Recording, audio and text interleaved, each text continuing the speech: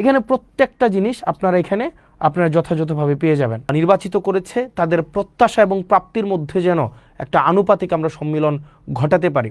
মানুষ আমাদেরকে অনেক আস্থা নিয়ে নির্বাচিত করেছে, কিন্তু নির্বাচনের পরে মানুষ আসলে আমাদের কাছ থেকে কি ধরনের আমরা তাদেরকে কি ধরনের সেবা দিব, তারা আমাদের কাছ থেকে কি ধরনের সেবা পাবে, অথবা প্রশাসনিক যে কার্যক্রমগুলো চলছে সেই বিষয়গুলো সম্পর্কে মানুষের সম্যক ধারণা থাকে না।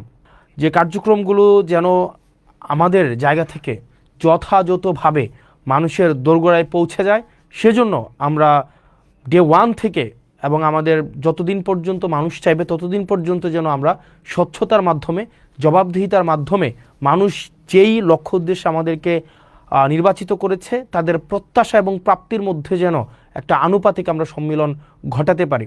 দেবিদ্বারের কার্যক্রমের সব কিছুই আপনাদের সামনে স্বচ্ছতা, স্পষ্টতা এবং জবাবদিহিতার মাধ্যমে নিশ্চিত করা হবে।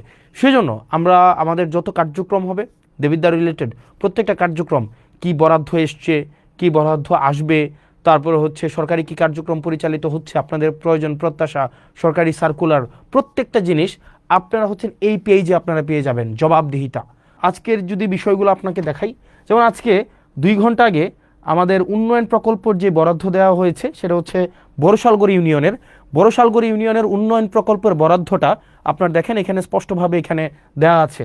যেমন বড়শালগড় ইউনিয়নে, ইসুফপুর ইউনিয়নে এবং পাশে কিন্তু কয় টাকা এটাও কিন্তু দেয়া আছে। যেমন বড়শালগড় ইব্রাহিম বাড়ির মাস্টার বাড়ি হতে ননী প্রফেসরের বাড়ির রাস্তা, এখানে একটা কালভার্ট নির্মাণের জন্য 2 লক্ষ টাকা বরাদ্দ দেওয়া হয়েছে। এখানে প্রত্যেকটা জিনিস আপনারা এখানে আপনারা যথাযথভাবে পেয়ে যাবেন, যথাযথভাবে এই জবাবদিহিতা পেয়ে যায়।